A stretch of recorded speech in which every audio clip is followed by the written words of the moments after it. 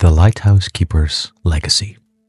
High atop the jagged cliffs of Crescent Isle stood a weathered lighthouse, its white stone walls scarred by decades of storms, its beacon pierced through the densest fog, a lifeline to sailors navigating the treacherous waters below.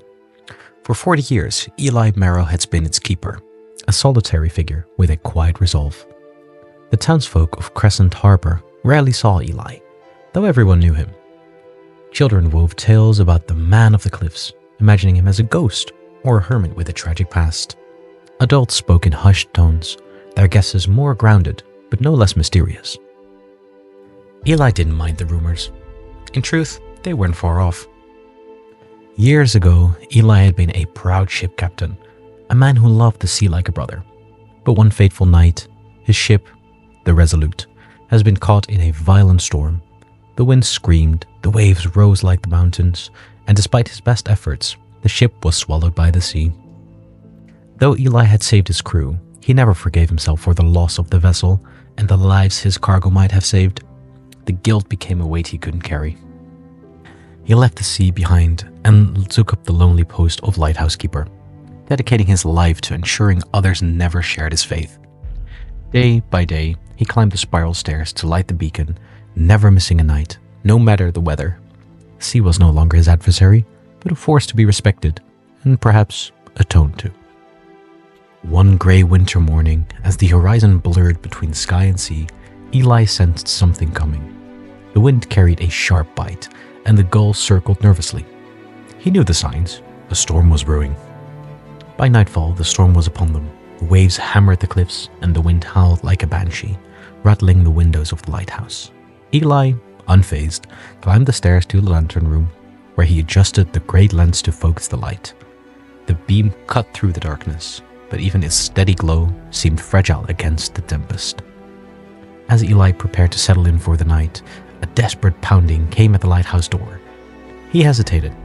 Few ever ventured upon the cliffs, especially in weather like this. Grabbing a lantern, he opened the door to find a young woman, drenched to the bone and shivering violently. Her face was pale, her dark hair plastered to her skin.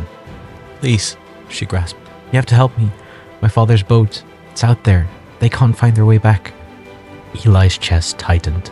He looked past her, towards the roaring sea, where faint lights flickered far off in the distance. He could barely make out the shape of a small fishing boat, tossed like a toy in the waves. So without a word, he grabbed his coat, a sturdy rope, and a second lantern. The woman followed him as he headed towards the cliff's edge. The path was treacherous, slick with rain and mud. As they reached the edge, Eli assessed the scene. The boat was caught in a vicious current, dangerously close to the jagged rocks that jutted from the water like teeth. "You stay here," Eli instructed, his voice calm but firm. The woman grabbed his arm. "What are you going to do?" "What I've always done," he replied simply. Eli tied the rope around his waist, securing the other end to a sturdy rock. Then, gripping the lantern tightly, he began his descent down the cliff face. The wind tore at him, and icy rain stung his skin, but he pressed on, each movement slow and deliberate. At the base of the cliff, where the rocks met the churning water, Eli planted his feet and waved the lantern high above his head. The fishermen on the boat saw the light and turned towards it, but the waves fought them at every turn. Eli cupped his hands around his mouth and shouted, his voice cutting above the storm, "This way! Follow the light!" The fishermen struggled, their faces pale with fear. Eli stepped into the frigid water, the waves crashing against his chest, and continued to wave the lantern, guiding them through the narrow channel that would lead them to safety. Finally, after what felt like an eternity, the boat broke free from the current and entered the calm waters of the cove. Eli staggered back to the rocks, his legs trembling with exhaustion.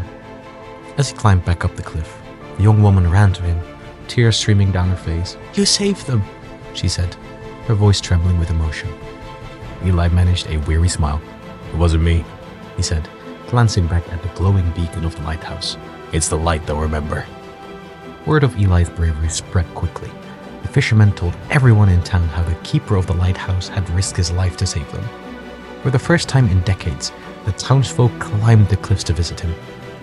Eli welcomed them quietly, his rough exterior softening as he shared stories of the sea and the importance of the lighthouse. He became a symbol of hope, a reminder that even in the darkest storms, there was always a light to guide the way. Years later, Eli passed away. The town gathered at the lighthouse to honor him, and they renamed it Morrow's Light, and a plaque was placed at its base. It read, "For Eli Morrow, the keeper who taught us that even the darkest storms can be weathered, and that light shines brightest when shared with others." To this day, Morrow's light continues to guide sailors home, its beam a testament to a man who found redemption in service and turned his pain into a beacon for all. If you liked this video, don't forget to leave a like, a comment, and let me know what kind of story you want me to cover next. Cheers.